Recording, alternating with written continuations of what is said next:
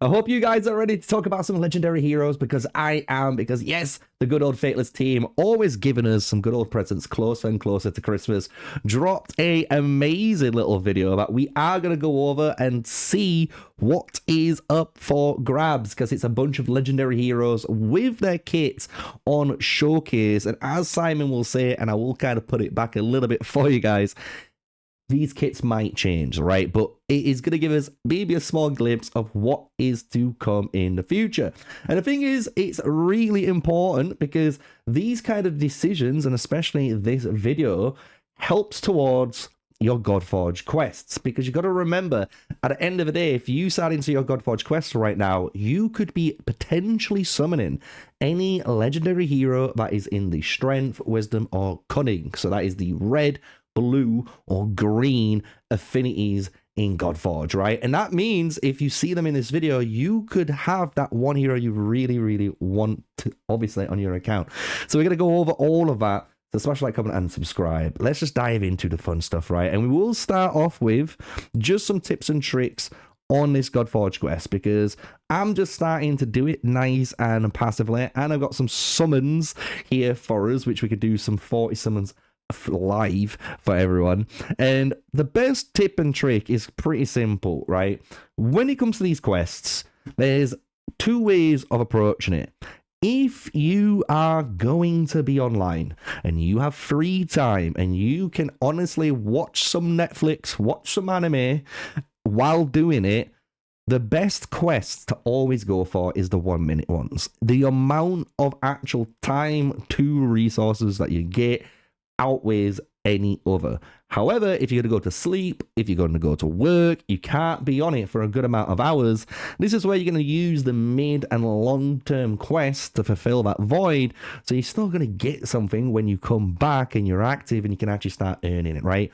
The other thing that you need to remember is you need to log in. Just log in. Even if you're not going to do anything for the day, log in, because you need to get at least these 20 stones in order to actually claim that hero. And that means from now all the way to January 31st, which is a long time, but some people might completely forget. So you can get it done, and then you don't have to worry about it. So now when it comes to summoning, this is a big one. Obviously, there is the official Godforge Discord, which I do recommend you all join, because if you join that, we can all discuss and help you potentially with your summoning picks. But when you summon these times 10, and if we get a legendary, what we're going to do is obviously pick that legendary hero. However, when we get maybe like epics, and for example, or even just a rare hero like your Unbound Sage pulling his god tier Shinigami here on video, not scripted, I promise. What you're able to do, and what I would normally do, is always take a defender or an invoker. If you're able to have a support or a tank when you start off with the game, I guarantee you will find the damage-based heroes to make your team work. But having a good tank or having a good support is so key, and it honestly makes your early game so much easier compared to not having one, right? So in this case, we didn't get anything that I wanted. We've got Kenshin here, which is a brawler, and this is the wisdom trait, because it's the blue one, just so you guys can see. This is the strength one, the red one, and then cunning for the green, as I kind of said earlier on. So let's summon again, because we didn't hit anything that we wanted there. But we've got Mokoshi, right? So Mokosh. So this is again a Voker here with wisdom. So what we could do, even if I've already got Gary on my account, I could select this hero, remove Gary, and still be kind of happy, because it's a defender, it's an invoker, and either way, basically, I could be picking the epic hero that I just like the most. Maybe I just think they look the coolest, right? And either way, if I follow this little simple plan, I am guaranteeing you nothing is going to go wrong on your account on the beginning, right? Don't stress.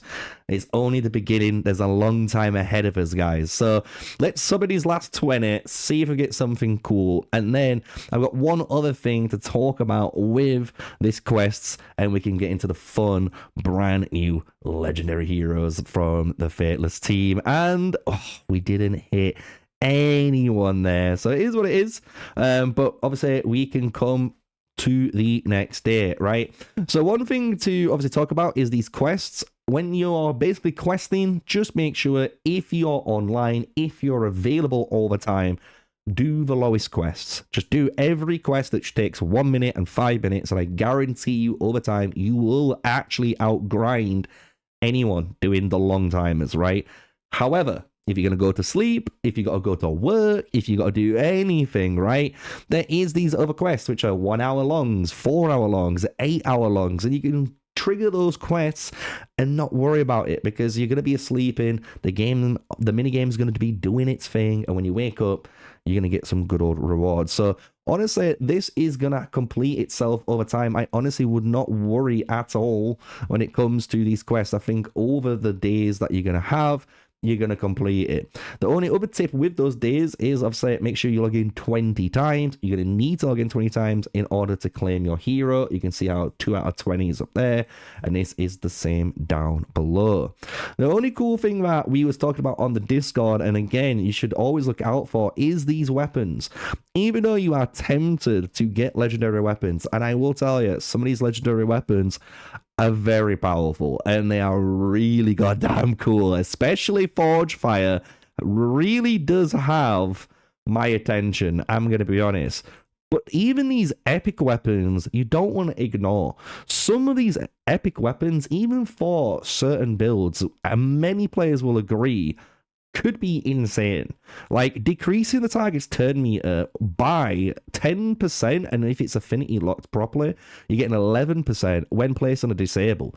Well, if you've got a hero that's placing multiple disables in one go, bro, this could be an insane turn meter decreaser for an epic based weapon, right? And you can kick that off.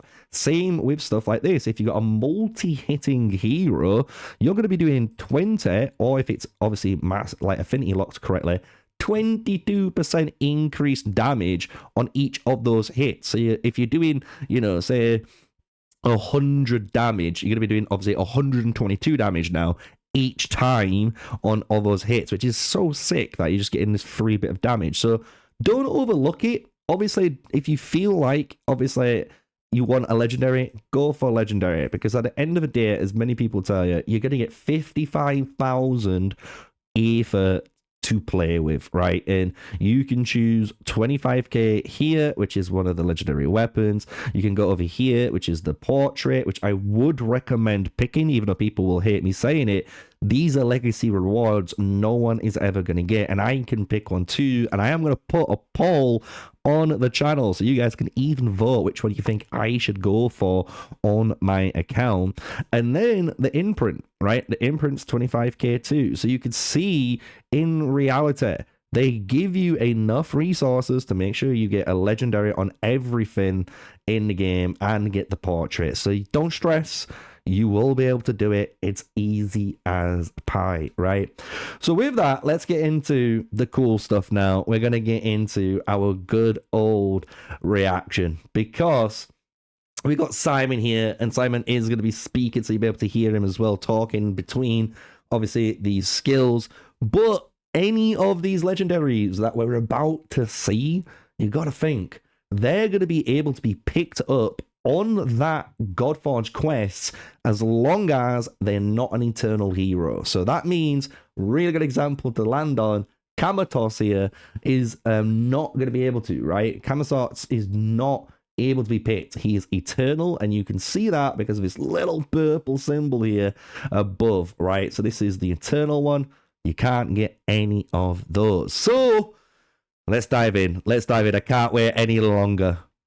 That's something you just need to be really aware of.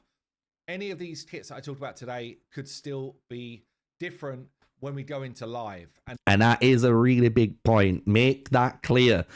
Anything you're about to see could get tweaked. It could get changed. Maybe gets put onto a different hero because it doesn't fit the cosmetic or theme that they've got so far. So just remember that when it comes to it. So it's really, really important to emphasis. Anything you see could be swapped. Tweaking things. Now, for heroes, you will only you won't see eternal heroes like Kamazots here. Yeah. You're only going to see the other affinities, but we're going to go through all of the kits where I've got a good amount of info. So there's a bunch I'm going to have to skip, like the new, like Apollo. Oh, wow. Bro, I'm not going to lie. I wish he had the Apollo because that would have been what I really was looking forward to. But let's hear what he says. But we're going to go into the ones that I can talk about here for you. And yeah, and just Athena. Okay, 33% defense leader bonus already. Really important that. And just as I kind of mentioned earlier, imagine you get one of these heroes. Let me just mute him for a second. Like Athena as a pick. This is a really good strong pick. It's a defender to go out, right? And then if you pick another legendary later down the road, and it's another defender like Heimdall, you could actually ask the guys in the Godforge Discord, do you think I should keep the Athena or should I keep, obviously, Heimdall? And it'd be a really cool discussion to hear everyone's opinion on that, and then you can make a more informed decision, right? So just remember that. This is what's really important with this video. Yeah, and just sort of talk about, I'm just going to talk about the core and the ultimate. So the core ability of Athena places 400% defense on allies and reduces the damage inflicted to allies by 5%, up to 3 times. The ultimate ability attacks all enemies with damage based on their defense and attack, increases the damage of the next ultimate by 3% each time an ally is attacked under shield. Right. Already, this sounds insane. And I bet you like us thinking some craziness with this, because even I am already. Because I wonder how they're going to code this, and I'm scared to mention it because they probably already either fixed it or they're going to address it. Because this says increase the damage of the next ultimate by 3% each time an ally is attacked under shield. So that means when you trigger this ultimate, your ally, whoever triggers their next ultimate, which deals damage, is going to get 3% more damage. And this sounds like it's a stack. So this increases the damage for the next ultimate each time an ally is attacked. So if you've got a whole squad and you do place a big shield on them, which obviously we do with the core ability, right? Placing a 400% defense on allies, which is basically a thing of shield, and you're getting a 15% damage reduction when you stack it to maximum, which is the 3 times. You're going to think now, if you've got an Athena and someone else, even like a Tristane, just for hypothetical, right? A rare hero, you're going to have 2 heroes that could potentially keep up the shield meter, stack, and then have your big DPS now have this massive payoff with this ability. Obviously, I'm assuming from looking at this first glance, this is probably going to be addressed so you can't absolutely abuse this. But this just sounds really cool. I'm really hyped. And I'm going to be honest, if I pulled Athena, I'd actually be pretty darn happy with this. Overall, as a hero herself, I will say, first impressions, I like her. Why? Being a tank and placing a 400% defense on all your allies is huge, really big, and we saw how good our good old Brynhild was, and that was at 350% off my memory. And on top of this, we're getting a 5% damage reduction basically on our allies, and this is going to stack up to 3 times, getting that 15%. It adds up, especially if you can have a 50% damage reduction here and something else, maybe your armor, your weapons that you have equipped is also reducing a massive amount of damage. This could potentially get not out of hand, but into a reasonable amount where your team isn't going to be taking that much damage and you as a player can go through a lot of the content, right? So let's see what ILC has. The ultimate ability, attacked under shield. And she'll get divinity. And it's cool, it's 40 divinity too, by the way. 40 divinity when hit by an enemy. So, in reality, if you can get a weapon, you know, and you can put an imprint on which causes taunt, so then you force the enemies to hit Athena too, this means this is going to get triggered really quick, especially if you've got a high divinity build too. Interesting. When hit by an enemy. Okay, let's keep it moving. So we have got. Make sure someone not supposed to. We have got someone who's not supposed to. He says it's Freya. Freya's got Addict to the Veneer. Oh. Equalize one ally's turn meter equal to the enemy with the highest turn meter. Then increase the turn meter of all allies by 20%. Also permanently increases hero's healing by 5% up to 4 times.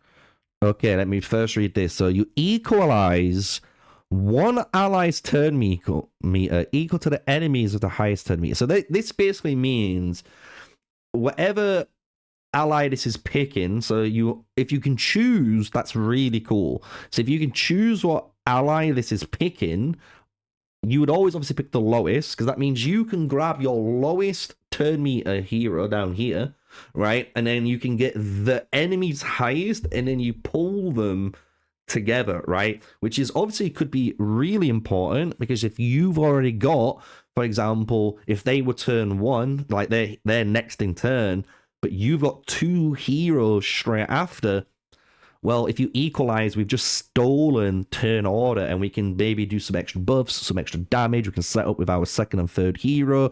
Really like this. Really like this. And the fact that you also permanently increase the hero's healing, this is going to go up to 20%. Interesting too.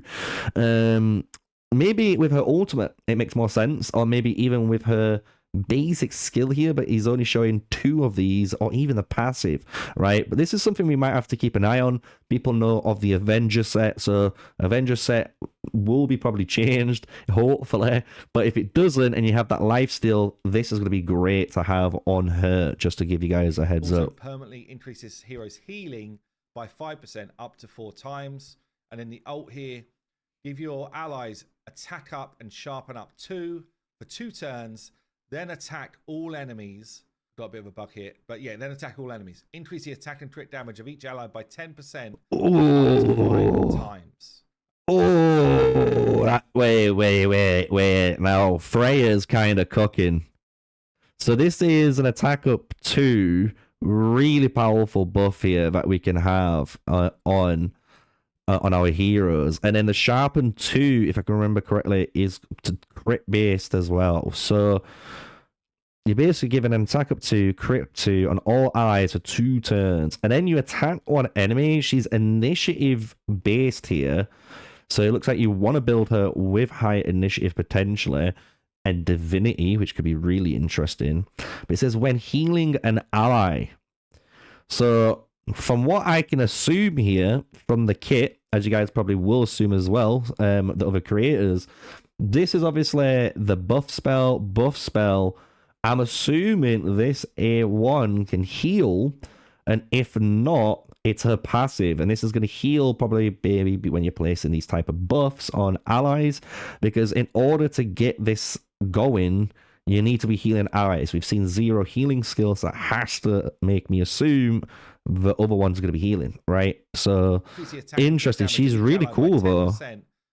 It's this line of text, it seems a bit insane, especially in like probably boss modes. Like imagine you're in a boss mode, you've got Freya, you increase everyone's attack and critical damage by 50%. Yeah, that's kind of nuts, man. That's kind of nuts. Like, imagine your Zeus and stuff hitting harder in the right scenarios, or even like certain bleed builds, or like, I'm trying to think of another hero, like Beowulf. Imagine like Beowulf. He stacks himself, and then you're giving him even more with Freya. Like a really good example. And he's an epic hero from Alpha Wave 3. So yeah, I actually think Freya is, if you find her, definitely on par. I actually really like these first 2 heroes they've shown so far. To 5 times. Okay, let's have a look at is this Susanoo? Oh, Izanagi. Ooh. Okay, Izanagi is on my list of people I can't talk about. Okay. No! No! I'm so hyped for that! Izanagi's... No! Oh, kill me now, Simon. Kill me now. So is Izanami. Okay, yeah, you laughed at me, man. Oh, Izanami, we can't... Okay! We can talk about her. So this is Metzil, right? Okay. We've got here, remove 2 random disables and 2 debuffs from all allies, then put resistance up. And we've got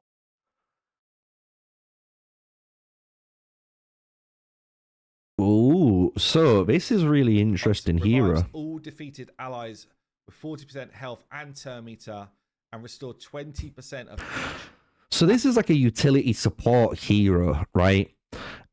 If it was me, would I go for her or Freya? I'd be more likely to go into Freya just because of so far what I've seen. However, what's really powerful about this hero compared to the Freya is she has a revive.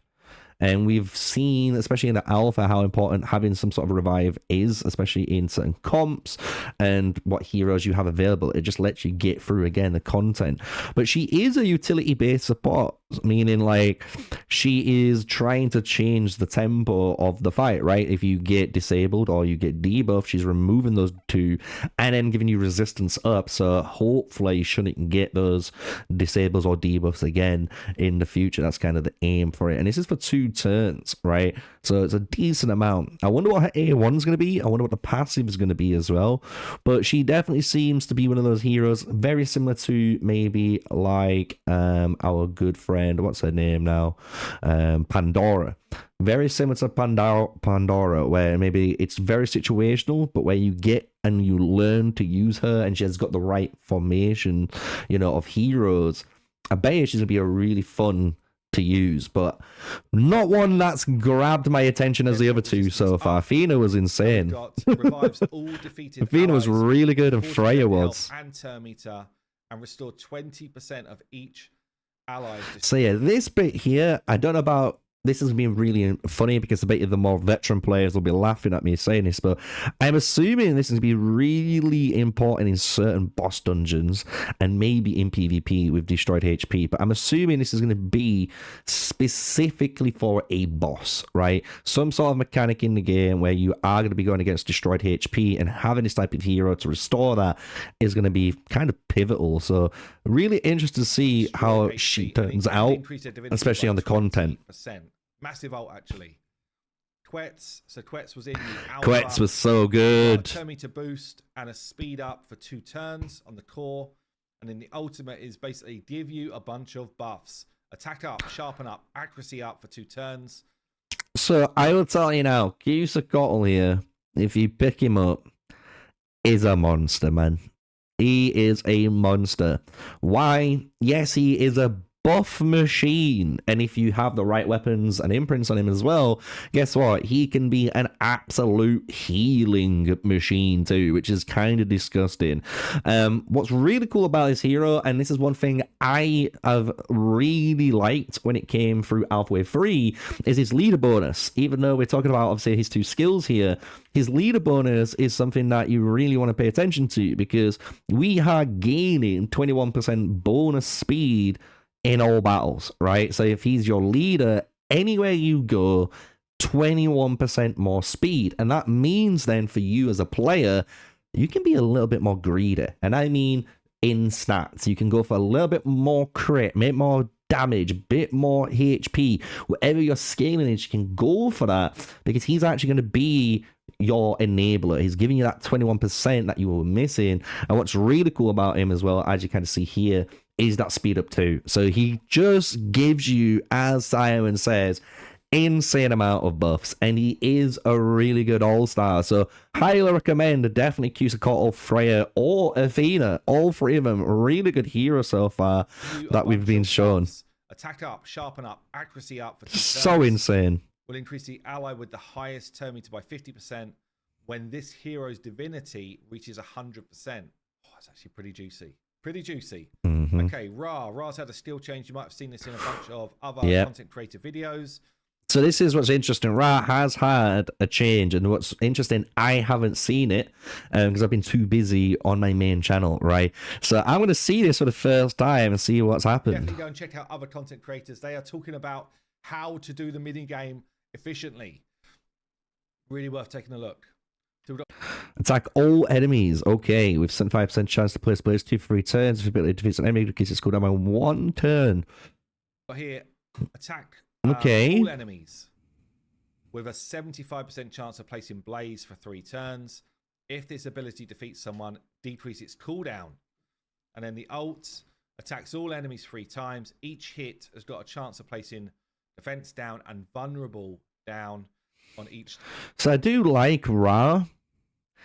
He's a different play style, right? It's all about Blaze. So if you guys are new, Blaze is just about applying kind of like burn, right? Damage over time. So it's blazing, and it's really cool. You can check out more keywords on some of the content creators, and even in the official Godforge Discord, someone will send you some really cool websites where all of the keywords are listed out, so you can find this out too for yourselves if you really want to go nitty gritty. But the fact that we get vulnerable is important, because I believe vulnerable is the stat which makes your Blaze actually do more damage, which is really important for Blaze style comps.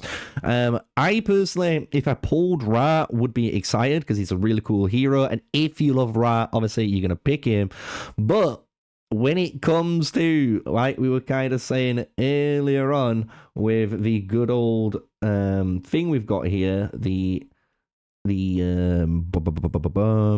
Godforge community quest here, you want to try and maximize the hero. It's one hero that you're able to get, and for me, a DPS isn't the one, right? I think you can find better DPSs, and you can just find DPSs all the time, but you're gonna struggle to find that really good cornerstone, the anchor, right? The big gear in the team formation that you're gonna need to rock it with. So really important for you guys to note that when it comes into your decisions. So Ra, really cool, but for me, Target. For 2 I'm turns, not gonna pick him for the Godforge quests. When enemies are attacked with Blaze. Svarog is one of the crew that I cannot talk about. Vivian, okay. the Lady of the Lake. Ooh. Okay, the core. Place attack up and defense up on all allies for 2 turns, and increase duration of buffs by 1. I like that skill. Oh, I really like that skill. Defense up on all allies for 2 turns. It's the fact that we're increasing the buff duration by 1 turn. That's super important. Imagine now you have her and Cusacotl. They might have some overlaps on the attack buff side, but just think, you're getting defense up 2, you're getting the accuracy, you're getting like everything we just seen, and then you could extend everything by an extra turn and hopefully keep the cycle continuing. Right? Really cool. Like that skill a lot. By 1 turn. And in the ult, full cleanse, all disables gone, and debuffs gone. Oh no, sorry. Full disable cleanse. Also remove all debuffs on allies from Avalon faction. Then attack 1 enemy for a big old chunk of initiative plus attack. With all allies joining the attack. Really strong ability, this one. If the target is defeated... Okay. Now she sounds... Mind my language. If you've got children around, you might want to, hide them out of the room. But that sounds fucking nuts. Removes all disables from allies. So you counter any sort of stuns, freezes, you name it, gone. But if you're running an Avalon-based faction, and there's some really cool Avalon heroes too, right? You're going to remove all of their debuffs as well. But then what's insane is the 1000% initiative. I don't know if that's a typo. That sounds bonkers if we can break that number. But what's powerful is the fact that all allies are joining the attack. And as many people will tell you, including myself, joint attacks in Godforge are so goddamn powerful and so good, because you can run heroes like Anubis, and if Anubis joins in the attack and kills the target, he can apply despair onto the other targets that basically can skip their turn. If you got Zeus could kill the target, and if he's killed the target, guess what? It's his A1. He gets an extra turn, meaning he steals the turn order and potentially could go off again and kill everything. So, like, Joint attacks is kind of nuts, and it says if the target is defeated, you increase the turn meter of all allies by 20%, meaning you go, and I like speed. So I'm going to be honest, the Melody of Avalon here and our girl is on my radar, and she might be one of my actual top picks. That sounds insane all allies by to pick. 20%. Okay, Anubis. Anubis, attack all enemies. Is a brawler, so it's based on HP and attack, with a 75% chance of placing Corrupt and Initiative down 2. It's funny we mentioned Anubis, and he's the next one up. But yes, these are his other main 2 skills, and if people want a reminder, his little basic skill here attacks an enemy, and if you kill the enemy and you apply Despair to randomly to 2 other enemies, I think it's on like a 50 or 75% chance. You can check out again the wikis from the Alpha Wave 3, and you can see what it was at then. But it might have changed since then, just to remind you guys there. Really cool hero. I love him. Honestly, he's a big brawler. Good damage dealer. If is below 50%, heals his hero by 30% of the damage. If this hero's HP is above 50, place a barrier for 30% of the damage inflicted. And then we've got 100 divinity whenever an enemy is defeated. Gain 200 if they were defeated by Soul Guide, which is basic. Okay. Yeah. And he shows it there, actually, the basic. So there. So as you can see, you have a 75% chance to place Despair. So my memory is good from Alpha Wave 3, you know. Really good hero. And again, you can use Anubis. If you do pick him, I will tell you, he is a really powerful hero, especially as a DPS. He's a brawler, so he scales off HP and attack, which is really cool. But it's the fact that you can, as I call it, Despair lock down enemy waves in PvE content, especially with joint attacks. It makes him an absolute all-star. So if you pick Anubis, you're gonna love him too. But again, I'm sticking to my tip and trick and my main advice, which is trying to go for more of a defender or a invoker. Is basic. Okay, let me just see here. I think we're good on this one. Yeah. Oof. We've got Lunar Barrage. This is Artemis. Lunar Barrage. Ooh, Artemis. Attack all enemies 350% 3 times. Increase the hero's divinity by 1% for each enemy hit. Attack all enemies 350% attack 3 times. Okay, are we cooking here? Increases hero's divinity by 1% for each enemy hit. And then the ult attacks an enemy for 400% attack. Increase the damage inflicted by 10% for each defeated enemy. Gain 40 divinity when inflicted damage to an enemy. Gain an additional 100 when you defeat. Okay, I actually really like Artemis too. So the way I am looking at Artemis, even though I didn't really play too much raid, but I think if I kind of say it in these terms, I think a lot of you guys will maybe agree or understand where I'm coming from, especially for someone who's new to these type of games as well, is the fact that you're attacking all enemies 3 times, it sounds like a really good spider boss. So if you're able to wipe out constant waves of spiders, right, you're going to be buffing Artemis's damage up and up and up, right, which is going to then make this ultimate go off even crazier, right? You get 10% for each defeated enemy, right? We don't know how much this is going to stack up to, right? But that's basically the essence on it. So again, Artemis, really cool DPS. If you pull her, really cool. And she's going to be usable definitely in a lot of different content. But I definitely think it's more PvE orientated.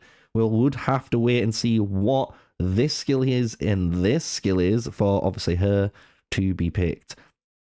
And then the ult attacks an enemy for 400% attack, increase the damage inflicted by 10% and defense down here, but they don't exist on this skill. Okay, then let's carry on. So we've got Dracula here, places 2 stacks of bleed on all enemies and removes a really good hero. Target. If a buff was removed, place 3 stacks of bleed instead and go again. And then the ultimate attacks all enemies. Before attacking, consumes all stacks of bleed on each target and increases the damage based on the amount of stacks of bleed that were gone. So Dracula, another good hero, good DPS if you're wondering, bruiser style hero, and as you can see, wanting to be used in bleed comp. So even heroes like Lady Shock from the beginning is a really good kind of like starting hero that you could be pulling at the beginning of the game, and you have Dracula from the Godforge quests now. You've got, honestly, two heroes that work perfectly together, and you're just looking for that support and tank to keep them up and let them do their thing. Really good all-star, especially even in the Fafnir's damage. Some people figured out some really cool ways to do some massive damage with Dracula. So, again, I think anyone looking to invest into him, if you're hyped to buy him, do it, because it's going to be a fun one, right? But again, if you're following my advice, we're going to skip him. On the amount of stacks of bleed that were gone. I cannot actually go through Fusion. I think this one's Fusion. Oh, you can't go for Fusion, and Fusion was a defender. No, did you see that? I cannot actually go through. Look, let me go back.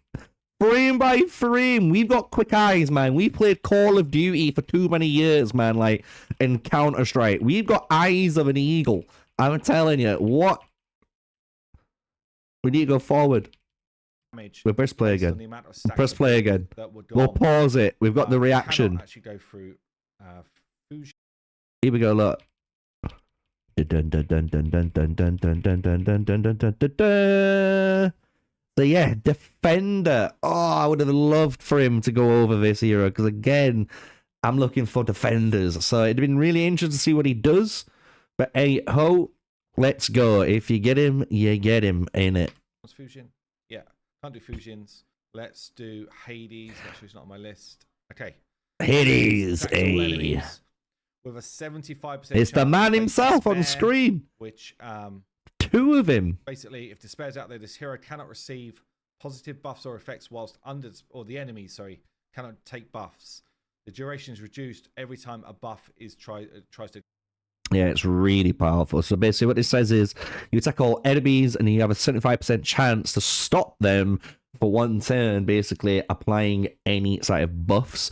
But you also place this lock ultimate. So that means they cannot basically use their ultimate at all as long as they're under curse, right? So they have to be under curse, so you're gonna need either your A1, which I'm assuming his Hades will do, or you need another hero in the game to apply curse. I think Shinigami, big shout out to Unbound Sage, again, I think applies curse, so you're able to curse everyone with him and then use Hades here to like lock everyone's ultimate guaranteed, basically, when this goes off. Really cool. I actually really like that. A lock ultimate for a turn on enemies under curse, and then the ultimate here attacks all enemies for 2 times. The first attack will decrease the target's turn meter. The second attack will place speed down, also places initiative down on enemies under curse. Yeah, so definitely seems, without spoiling it, I'm assuming this A1 here, guys, is going to be applying curse, because it seems a bit silly of not being able to apply curse when the whole kit kind of requires curse to be applied. And one thing we did know always in Alpha Wave 3 is a lot of the heroes, like 90% of the time, could work on their own, meaning this A1, A2, and A3 perfectly kind of synergize together in a nice little trifecta, and then the passive either boosted one of these 3 up or give you some really powerful advantage elsewhere. So again, looking forward to it. Be interested to see Hades in actual comps, and maybe in even PvP. He could be a monster potentially, just like stopping people from doing anything. In his passive. Okay, Hell. Again, from the Alpha, big hit, attacks all enemies, massive hit with an 80% chance to place curse, and the ultimate attacks all enemies, revives defeated enemies for 10% HP and puts confuse on them for 2 turns that cannot be resisted or blocked, and then if it's a boss instead, will place defense down for 2 turns. So Hell is a really interesting hero, because this skill alone is honestly what makes it so insane too.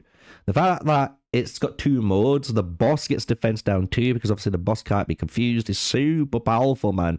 The fact that it's got defense down too allows you to have this window where your team, especially if you applied the buffs correctly, your main DPS is ready to go, you're going to hit like a truck. She hits hard already, right? And she's basically like this really offensive support. And I mean, like, she's more offensive than a support hero, but she is helping your team by applying these curse abilities onto them, as well as then, as you can see, the confuse, which is massive, right, for them. So really like Hell. She was a massive champ in Wave 3. On them for 2 turns.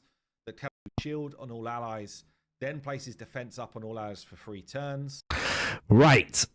So already we're on Isis.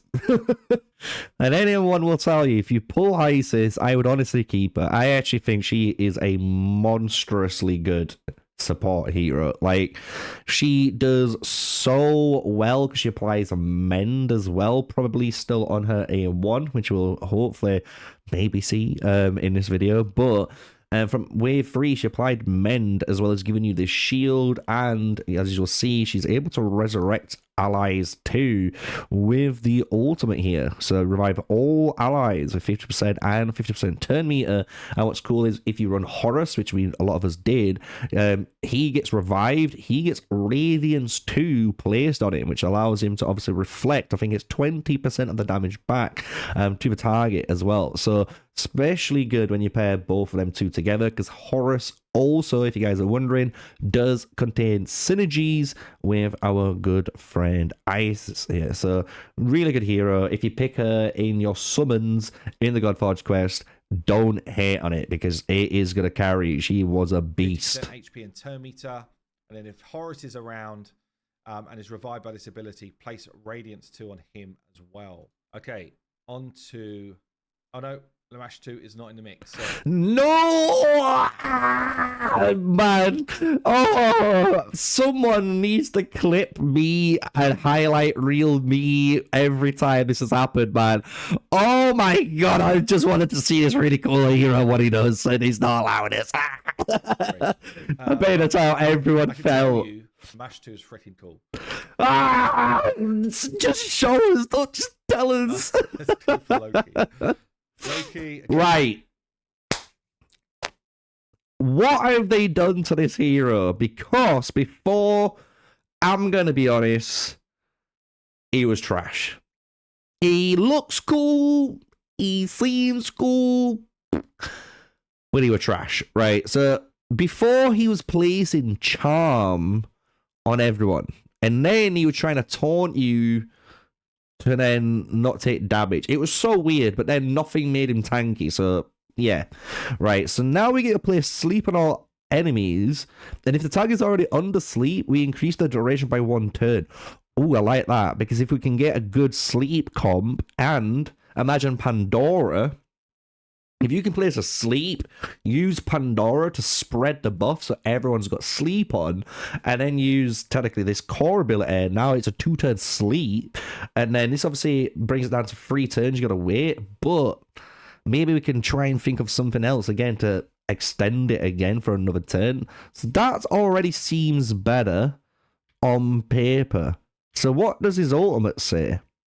You attack all enemies with 80% chance to place corrupts on each target. Okay, so instead of... Okay, I like this direction. So this is much better, right? And then placing Vanish and Reflect on this hero. Yeah, so much better. And I feel this is definitely more trickster-like, because you're reflecting and obviously stopping them from doing stuff, and obviously going into Vanish. So if they break Vanish, you can punish them too. Yeah, much better kit. Much better kit. It's going to be interesting to see what Loki is now, because I can't comment. I can't tell you if this guy is going to be insanely strong or not, but he definitely looks way better than he did in Alpha 3, with all of this weird charm mechanic that just didn't suit the hero at all. So big change. Love it.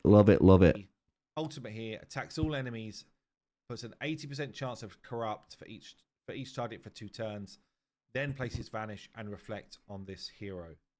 Just make sure Order of Fate is in my list of ones. Okay, go through yet. Let's go. So let's do Mulan. Oh no, she's not. Nah. Mulan attacks an enemy for 370% attack, increases the damage inflicted by 10% for each living enemy, and puts Vanish on this hero for 2 turns. Then we've got a triple hit here, the Dark Moon for her ult. Each hit has a 40% chance to place Drain 2 and Hex 2 on the target for 2 turns. If the target is defeated... Okay, so I'm just going to be honest. She seems good. She seems good, and she seems like a really good damage dealer, but I'll be real with you guys. Divinity cost by 10%. I'm not here for the damage dealers. But she does look really cool. Okay, Sun Wukong. Oh. I know I just said that, but I might take everything back. What does our boy Wukong do? Up 2 on this hero for 2 turns, then attacks all enemies. For each buff on this hero, increase the damage inflicted by 10%. Oh, bro. Imagine a juice of cotton with him. Then, so self-buffing and bunch of damage. And then the ult, Clone Rampage. Attack the enemy 8 times at random. Each hit, 35% chance to heal this hero, 8% of the damage inflicted, and decrease the target's turn meter by 8%. If a target is hit more than 5 times, additional hits inflict 50%. Oh, that sounds insane. So I'm guessing the last part, especially, I'm going to be honest, I'd rather have Wukong over Mulan, right? So the way this is worded is I'm guessing against bosses especially, because if you've just got a boss there, he's probably just going to hit the boss only. So after the 5th time, they're going to be like, bro, if we just let all 8 hits do maximum damage, basically, it's going to go crazy. So we need to reduce this a bit and make it a bit more fair. But oh boy, Wukong looks fire. The fact that we get to heal too makes him quite good out there. But the only issue we don't get to see, even though it's all attack steroids, which I'm assuming then he's going to be a Slayer because of the scaling. I was hoping might be a bit more of a bruiser, so he has a brawler tag on him, because that would be nuts. Having so much HP, dealing insane damage, being able to heal it back up. But, ooh, Wukong. If you've got Wukong, I would be quite happy. And he's got a super easy divinity. Just inflicting damage to an enemy, like, yeah, right. The enemy 8 times at random. Each hit, 35% chance to heal this hero, 8% of the damage inflicted, and decrease the target's turn meter by 8%. Even the turn meter is insane. Times, additional hits inflict 50%. Like, I didn't even mention the turn meter. And he gives you 24% speed bonus as the leader. Like, that's insane too. And we don't even know what his A1 or passive does. Like, he seems really cool. Really, really cool to use. Okay, Sizzin. Sizzin attacks. We can finally see what Sizzin does. Oh, boys. Attack all enemies. And he has Blaze too. Enemies for 405% attack with a 75% chance to place in a Blaze. And then attacks all enemies and will activate Acid and Blaze on each target. Also apply Precision on this hero for 1 turn. Right. Now that seems really powerful. That seems like if you are playing either a bleed comp or a burn comp, you're allowed to fit Sizzin in. And yeah, if you're playing bleed, he's applying burn, which sounds a bit counterproductive. But you got to think his ultimate allows you just to go and burst, really heavily burst, or not bleed, acid, right? So again, yeah, it lets you burst them with the blaze and acid combo.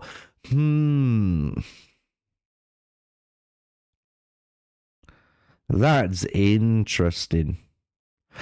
405% attack as well. It's on all enemies. So that's going to wipe out a wave easy. That's a lot of damage on an AoE ability. Is he going to be something I would pick? No. Is he something that when I pull, I'd get excited for because I can't wait to see how much damage he pulls out? 100%. That's what I'd be going for. So, really, I don't know what precision does. Someone might want to remind me in the comments, but this seems like a really important part for the hero kit. I'm guessing his A1 and passive is really important to make this hero work too. So I wonder what it all is. I know they give it as a taste, but I really do wonder. Will activate Acid and Blaze on each target. Also here. Yeah, so this is the let's look at Grendel here. Grendel was upgraded to legendary. Attacks all enemies with a chance of placing Despair for a turn. And Okay. then the ultimate here attacks all enemies. After attacking, instantly defeats heroes below 20% max HP. Doesn't work on bosses. Increases heroes' HP by 5% up to 6 times for each enemy defeated. Also increases HP when attacking a... Okay, I really like Grendel. Why do I like Grendel? Well, it sounds crazy, but he could be the win con in a tank composition. So just think if you are running these big boy tanks and supports, right, to keep everyone shielded, keep everyone healthy, keep everyone going, you're going to be using Grendel as your only big source to kill basically everything through this ultimate alone, right? Being able to instantly kill things under 20% is nuts. I don't think we've had anything that high in alpha. Even though it doesn't work on bosses, it allows you as a player to kind of go through the content. And what's really interesting too is the fact that you're increasing this hero's HP by 5%, which stacks up to 6 times. Certain heroes have imprints or passive abilities, like we saw, which allows you to heal based on the amount of maximum HP they have. So just think, if you have the imprint and this hero is now healing your team, and now you're increasing his HP, he's basically increased how much healing output he's doing. That's a massive, massive power play. So I really like Grendel. And the fact that he does Despair as well here is really powerful. People really like Despair from Anubis on the crowd control. So I actually would not be mad. I think he would be a hero that if I pick him, I might even overpick for a lot of other heroes because of the way it's unique to certain team compositions, which you might find yourself needing to be in. 6 this experience here, Heimdall. Retaliating. So I won't let him speak. We know Heimdall for Alpha Wave 3, and I will tell you guys, if you pull Heimdall, you're in good hands. This hero is a monster. Being able to retaliate and intercept on all allies basically means that you fight back on basically any attacks, and he takes the hits for your allies, which is just even crazier. But what makes him nuts is the fact that you put a defense up 2 on all allies, and you place the shield for 400%, and then place protect 2 on all allies except those heroes for 2 turns. These buffs cannot be removed when placed on heroes from Asgard. So if you got a full Asgard team, he is going to be cooking. And one thing we've noticed here, I don't know about you guys, maybe this is only because we're seeing him at 1 star, but as people will tell you, when you star up Heimdall, if it's still the same from Alpha Wave 3, he was able to trigger his ultimate basically at the beginning of the turn and put this massive buff and shield on everyone, which was just insane. So if he has that still tied to him, if you're able to obviously like upgrade and prestige him like you was able to, right, and ascend him, really powerful hero. So I will tell you, if you get Heimdall, you're in good hands, guys. You're in super good hands. We're almost there, actually. We're getting close. Hercules the same. Hercules, if he's got anything changed, will be interesting. But if he's similar to Alpha Wave 3, he's just a really good brawler. He's going to do some really good damage. He can be an absolute nuisance in certain content. So I wouldn't be, high praising him. But if you are, if you've got 2 legendary choices, I might lean into the other legendary over Hercules for me. Which he does with his passive. Yeah, so he stuns immortals. This is what's important, is the fact that he basically stacks up his own HP, places this barrier, and then when he's at the max stacks, he becomes immortal. So when you try to kill him, he comes back. But what's important is passive, if they've not changed it, also does it. So he's just a recurring nightmare that you have to deal with, literally. So just remember that. He's cool. But he's not on my radar. He isn't on my radar. Immortal on him as well. King Arthur is still in the rework phase. I'd love to see some King Arthur. It's not Montezuma anymore. It's Moctezuma. I don't know if I still said Moctezuma, yeah. He is out of the mix. Please let me see Pazuzu. Please. Okay, Pazazu. Pazazu. Yes. Withering Storms attacks all enemies with a 75% chance to place Corrupt on. I love him already. Why do I like him already? If you're smart and you're watching this through, you should already see the big, massive line of text why I like him. If the target is aligned with order. As you guys know, Godforge has 2 towers. One where you can only use chaos-based heroes, one's where you can use order-based heroes. And you can imagine and believe Pazuzu is a chaos-based hero. So if you put him in the tower, no matter what, you're attacking all enemies for this amount, and you're placing fear on them for 1 turn. That is huge. And you get that 75% chance there to corrupt them on top for 2 turns. That's huge for content. I will tell you now, that is crazy good, right? So let's see what else he does. Because out of all the DPS so far, I'm telling you, he's caught my attention the most immediately because of that 1 line of text. Each target for 2 turns. If the target is aligned with order, come on, place fear on the target for ultimate 1 turn. And then bring it home. The ultimate, the Demon King's Command, attacks all enemies 3 times. Each hit has a 50% chance of placing acid and cursed. So that's so powerful again. On each target for 2 turns. Okay. Yeah. If you get Pazuzu, I wouldn't look back. He seems insanely good. Insanely good. Enemies, 300% attack and initiative with a 75% chance to reduce the turn meter of each really good attack as well. And then the Sky Fury attack 7 times at random. Each hit 35% chance of decreasing the target's turn. Okay. Additional attacks against the. So I am not the biggest guy with turn meters. I will tell you that now. But I can guarantee you there will be a boss in this game that requires turn meter manipulation. And if that is the case, you're looking at probably the best hero at doing that job. I'm going to be real. Same target reduces turn meter by 5. That's insane amount of turn meter. Raijin here is. Raijin Adlo. But we do have ourselves. We do have ourselves Shamash, one of the old stars of Alpha. Yeah, what a monster this hero is. If you get this Invoker, he is a beast again. Why? You get to attack one enemy, as you can see here, but he also, on a core ability, allows all allies to join the attack. So just like we kind of explained earlier with some of the other ultimates that we've seen, his core ability allows your, again, say your Anubis to come in, attack. If they kill them, place that despair onto targets. You allow a lot of your team to basically do a lot more work, and it's kind of disgusting how powerful, again, joining attack is. So really, really powerful. The Aetherburn 2 is really good too. It's not the biggest thing why you take this hero, but it is a really important keyword that you can use in game. But that allies attack is just nuts, and it's a lot of damage. And when you think that's nuts on its own, the ultimate is even better, because the ultimate, as you can see here, revives a random ally, 30% HP, 30% turn meter.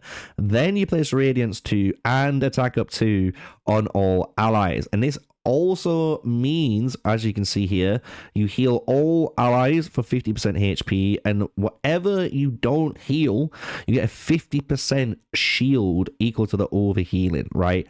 It's crazy, because this ultimate, even if your team's full HP and you know you're not going to die, you can trigger just for the attack up 2 for the Radiance to get the big shield on your team and go to town. And again, really powerful ability. And what makes this even better, as many people tell you, the first time an ally is killed in battle, you get full divinity and you trigger the ultimate. So no matter what, basically what it tells anyone is if you don't kill Shamash, is reviving whoever you try to kill. So you best be able to try and kill them twice, or you best be able to try and kill Shamash before, right? That's basically the dilemma that you get into. So Shamash, really cool hero here that we've got.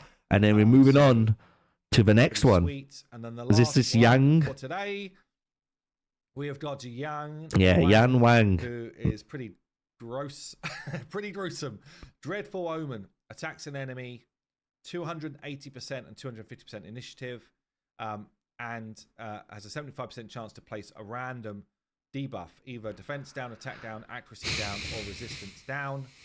I like it because he's a debuffer, but I'm not keen. And then the ultimate here, attack all enemies for attack and initiative, then has a 35% chance to place lock core and lock passives on each target for 2 turns. So, maybe I'm wrong.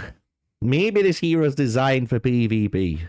Because if I'm stopping you from casting your cores and passives and I get the right team to keep doing it, I'm basically really disrupting the tempo and flow of how your team should be synergizing and working together, while my team gets to do whatever they need to do while dealing the damage as well. So maybe this is more of a PvP hero. Maybe if you're drafting, for example, in the potential game modes in Godforge, this might be one of those picks that you pick up because you need that one hero in your lineup that you can switch out between rounds, maybe, that's going to give you these defense downs, attack downs, accuracy downs, and really give you the ability to stop people from doing the CC on you. So that was the very last hero, as he says, for it, which is insane. It does remind you guys, all of the heroes that we saw basically is available here in the Godforge quest. So make sure you're completing the Godforge quest, and if you've seen any of them,